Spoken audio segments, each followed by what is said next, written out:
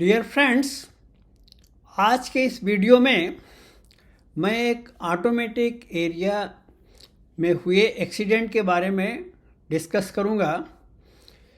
ये एक्सीडेंट काफ़ी पुराना है, लेकिन इसका सिग्निफिकेंस या इसका महत्व आज भी वैसा ही है।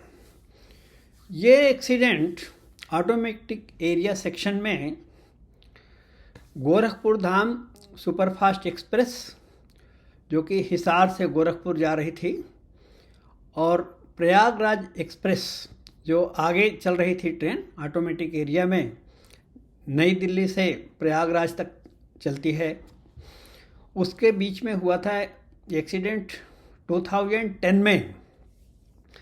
लेकिन इसका इम्पॉर्टेंस आज भी उतना ही है, क्योंकि आप लोग आए दिन देख रहे हैं ऑटोमेटिक एरिया में कुछ न कुछ अनयूजुअल हो जाता है। तो मैं विस्तार से इस एक्सीडेंट के बारे में आपको बताऊंगा, और आप इसमें जो गलतियां पाई गई हैं तो उनसे हम एक सीख ले सकते हैं, ताकि फ्यूचर में इस तरह की दुर्घटनाएं से हम लोग बच सकें। ये जो ऑटोमेटिक एरिया का एक्सीडेंट है, ये 2 जनवरी 2010 को हुआ था। और आप लोग जैसा कि जानते हैं कि नॉर्थ इंडिया में जनवरी के महीने में फॉग सीजन रहता है, फुल फॉग रहता है। विजिबिलिटी बहुत ही ख़राब रहती है, इसलिए हमें फॉग सीजन के बारे में अवश्य अलर्ट रहना चाहिए। और टाइम था मॉर्निंग 9 आवर्स। सुबह के समय कोहरा और ज़्यादा घना हो जाता है, जैसा कि आप जानते हैं। इसमें जो ट्रेन्स इन्वॉल्व थी, जैसा कि आपको हमने बताया, 12556 गोरखधाम एक्सप्रेस, और आगे चल रही थी गाड़ी 12418 प्रयागराज एक्सप्रेस। ये टाइप ऑफ एक्सीडेंट एक रियर कोलिजन A1 कैटेगरी में आता है, क्योंकि पैसेंजर ट्रेन इन्वॉल्व है। A1 कैटेगरी में आता है। प्रयागराज एक्सप्रेस आगे थी, उसके पीछे से गोरखधाम एक्सप्रेस ने जा करके कोलिजन किया था, टक्कर हो गई थी। Weather condition foggy condition, heavy fog was there and very poor visibility, यानी दृश्यता बिल्कुल ही साफ नहीं थी, बहुत धुंध में। जैसा कि आपने देखा होगा, जनवरी के महीने में अगर धुंध है तो बहुत ही कम दूरी तक हमें दिखाई देता है, कभी कभी ऑलमोस्ट 0 हो जाती है विजिबिलिटी। बहुत ही केयरफुल रहना चाहिए। आगे देखिए इसके बारे में। प्रयागराज बाउंड 12418, प्रयागराज का पुराना नाम जैसा कि आप जानते हैं इलाहाबाद था। ये ट्रेन न्यू दिल्ली से चल के प्रयागराज जा रही थी, and it was waiting at Panki station near Kanpur in Uttar Pradesh. Kanpur के पहले ही पड़ता है, पनकी बगल में है, नज़दीक में। पनकी स्टेशन पर क्लियरेंस के लिए वेट कर रही थी प्रयागराज एक्सप्रेस, और दूसरी ट्रेन उसके पीछे आ रही थी Gorakhdham express, Gorakhpur bound 12556 Gorakhdham express hit it from behind in dense fog, पीछे से टक्कर हुई है, as told by public relation officer of North central Railway Allahabad, Shri Amit Malvi. उस समय जो CPRO थे North central Railway Allahabad zone के, उन्हीं की सूचना के अनुसार ये जो टक्कर हुई थी, इन दोनों गाड़ियों के टक्कर के बारे में उन्होंने प्रेस को सूचना दिया था। While the SLR of the Prayagraj express was smashed and derailed, आप समझ सकते हैं, पीछे से एक्सप्रेस ट्रेन आके टक्कर मार रही है, और प्रयागराज एक्सप्रेस के SLR में पीछे ब्रेक वैन रहता है, उसमें टक्कर मारा है। कितना बुरी तरह से ब्रेक वैन SLR स्मैश्ड हो गया, डिरेलमेंट हो गया। And engine of Gorakhdham express, जो गोरखधाम एक्सप्रेस का है इंजन, वो भी बहुत बैडली डैमेज्ड हो गया था। लोको पायलट ALP को भी दुर्भाग्यपूर्वक इस दुर्घटना में बहुत ही सीरियस इंजरी हुई थी। बहुत ही खतरनाक एक्सीडेंट था ये। इसमें देखिए क्या हुआ था। At least 12 persons were killed. So जो विश्वस्त सूत्रों से जो समाचार आया बाहर, एज पर गवर्नमेंट डाटा जो ये लोग रिलीज करते हैं, सो कम से कम 12 लोगों की मौत हो गई थी इस दुर्घटना में, और अबाउट 48 पैसेंजर्स वेयर इंजर्ड।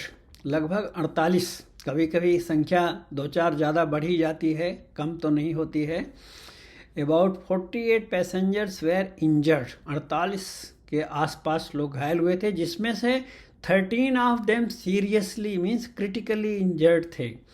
सो 12 की दुर्भाग्यपूर्ण दुर्घटना में डेथ हो गई थी 12 लोगों की, और 13 लोग ये जो गंभीर रूप से घायल थे तो उनकी भी हालत ख़राब रहती है। बाद में कभी कभी डेथ टोल बढ़ भी जाती है। So seriously injured when Bhiwani Gorakhdham express hit the stationary Prayagraj express. Prayagraj express खड़ी थी, रुकी हुई थी, और उसमें पीछे से जाके टक्कर हुई थी। In the accident the SLR of Prayagraj express was smashed and loco of Gorakhdham express badly damaged. So loco भी बैडली डैमेज हो गया था टक्कर के कारण, और SLR तो पूरा स्मैश्ड हो गया था। इसके कुछ फोटोग्राफ्स है, हम आपको दिखाएंगे पुराने फोटोग्राफ्स। आप देखेंगे कि किस तरह से कुछ डैमेज हो गया है और हवा में लटक रहा है। आगे दिखाएंगे आपको। द ट्रेन मैनेजर यानी guard of Prayagraj express lost his life in addition to other passengers. जो पैसेंजर्स जिनकी डेथ हो गई थी, जैसा कि आपको बताया, उसके साथ ही हमारे ट्रेन मैनेजर यानी गार्ड की भी दुर्भाग्यपूर्ण दुर्घटना में मृत्यु हो गई थी। और ये दोनों ट्रेन में वीआईपी लोग भी ट्रैवल कर रहे थे। Senior BJP leader Shri Murli Manohar Joshi, who was travelling to Allahabad on the Prayagraj express, was unhurt, railway sources said. यानी रेलवे के गवर्नमेंट की तरफ से सूचना दी गई थी कि श्री मुरली मनोहर जोशी जी भी प्रयागराज एक्सप्रेस में ट्रैवल कर रहे थे, हालांकि उन्हें चोट नहीं लगी थी, बच गए थे। और दूसरा वीआईपी थे Congress MP from Bahraich, Shri Kamal Kishore and his wife Mrs Poonam Kishore were travelling in the Gorakhdham express and reported safe. ये वाइफ हस्बैंड जो कि सांसद हैं बहराइच से, यूपी उत्तर प्रदेश में है बहराइच। ये दोनों लोग भी सुरक्षित थे जो कि गोरखधाम एक्सप्रेस में ट्रैवल कर रहे थे। ओके, ये गोरखधाम एक्सप्रेस की फ़ोटो है, और इसके बाद दूसरी फ़ोटो प्रयागराज एक्सप्रेस की है। उसके बाद दुर्घटना की फ़ोटो हम आपको दिखाएंगे।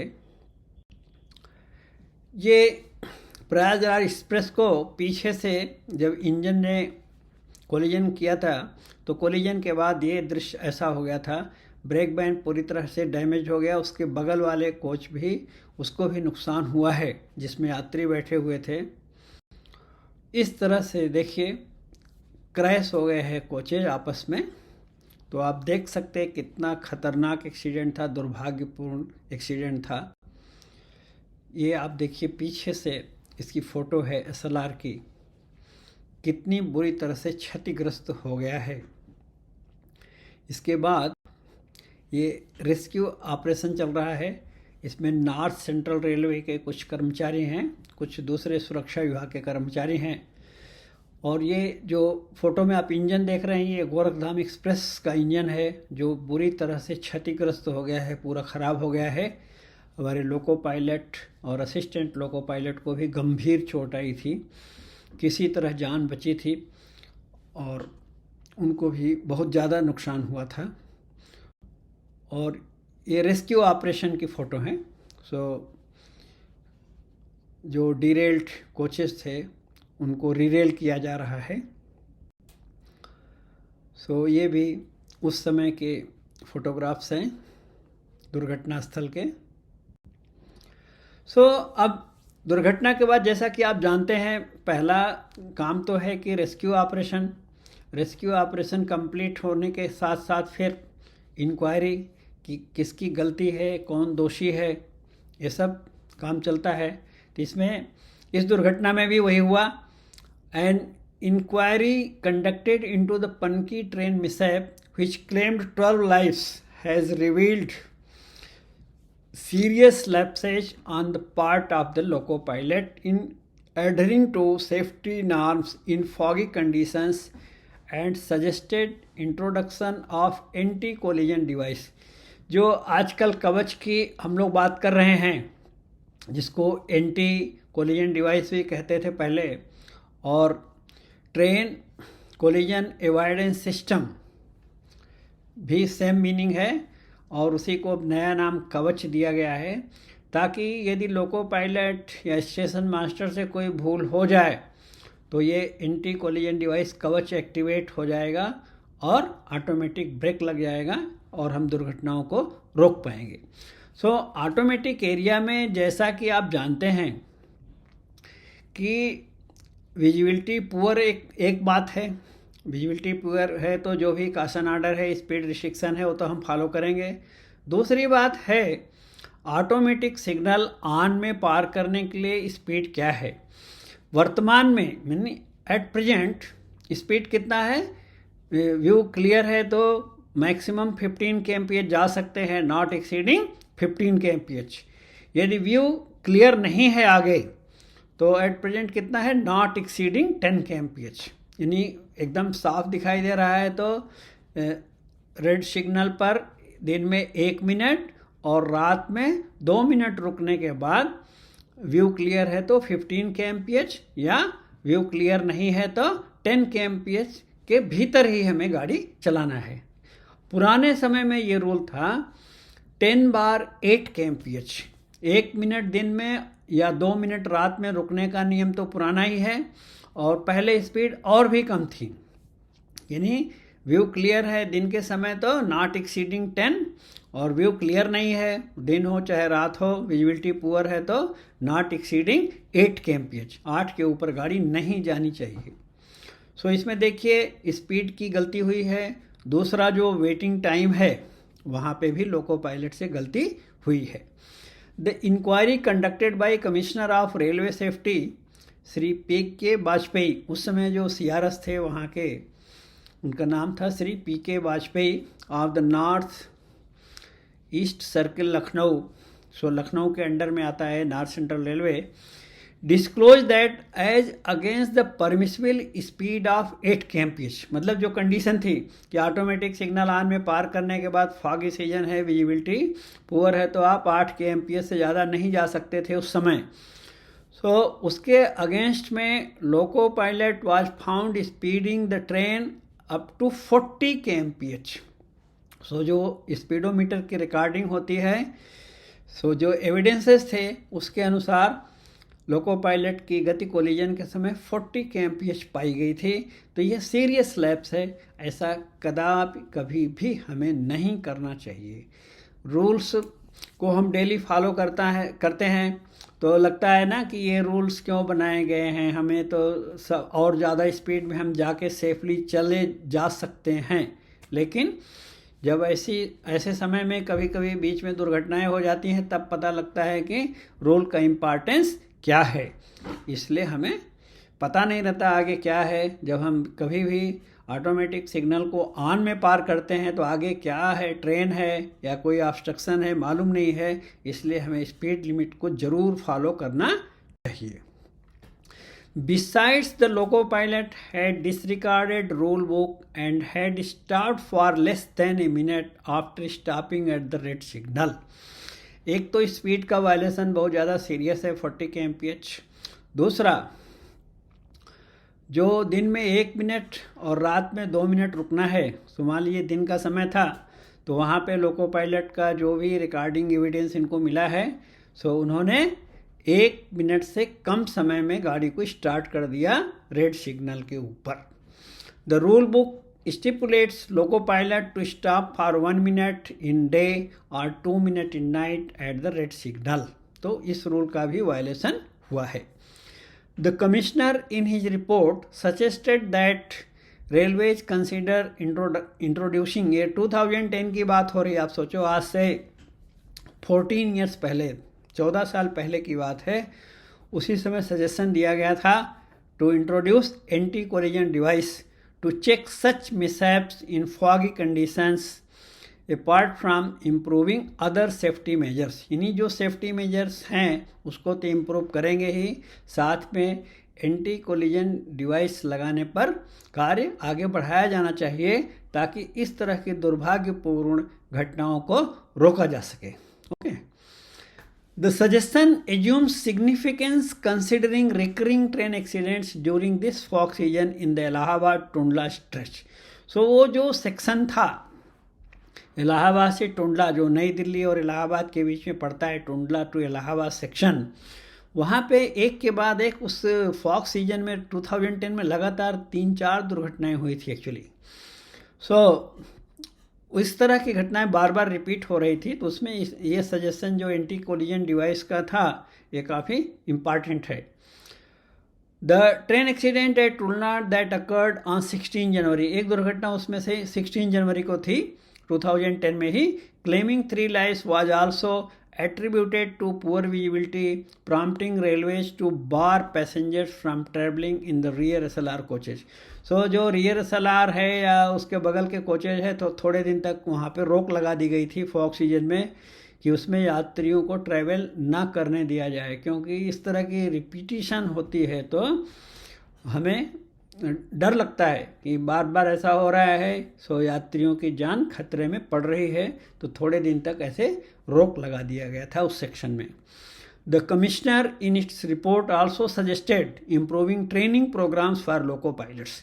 सो हमारे लोको पायलट्स के ट्रेनिंग प्रोग्राम के लिए और ऑपरेटिंग डिपार्टमेंट को भी तो उनके ट्रेनिंग प्रोग्राम को और इम्प्रूव करने के लिए सजेशन दिया था। ये CRS का सजेशन था। लेकिन मेरा जो एक पर्सनल ओपिनियन है कि हमारे लोको पायलट्स और स्टेशन मास्टर्स रूल के बारे में तो अच्छी जानकारी रखते हैं, इतना एक्सपीरियंस रहता है, इतने दिन से ट्रेन ऑपरेशन कर रहे हैं, चाहे रनिंग स्टाफ है या स्टेशन मास्टर्स हैं, कंट्रोलर्स हैं, सब लोग अच्छे से रूल को तो जानते हैं। कभी कभी क्या होता है, हम थोड़ा चीज़ों को कैजुअली ले लेते हैं, जिसको बोलते हैं ना कि थोड़ा रूल को हल्के में ले लेना, और यही एक मानवीय भूल दुर्घटना का कारण हो सकती है। इसमें नॉलेज का तो समस्या मुझे कम दिखाई देती है, क्योंकि नॉलेज तो है ही, इतने दिन से एक्सपीरियंस वाले लोग हैं, पैसेंजर ट्रेन एक्सप्रेस ट्रेन चला रहे हैं, स्टेशन मास्टर्स, लोको पायलट्स और हमारे ट्रेन मैनेजर, तो नॉलेज है, लेकिन उसको प्रैक्टिकल में पेशेंस के साथ फॉलो करने की बात है। ये मेरा पर्सनल ओपिनियन है। Okay, so for loco pilots operating in routes which has automatic signalling system. So बार बार जब दुर्घटनाएं होती हैं तो ऑटोमेटिक सिग्नलिंग के बारे में ट्रेनिंग की बात होती है, बट मेरा जो ओपिनियन है, मैंने आपको बताया कि नॉलेज का बात शायद may be 1%, less than 1%, 0.5%, less than that also, उससे भी कम परसेंटेज में कहीं पे नॉलेज की समस्या हो सकती है।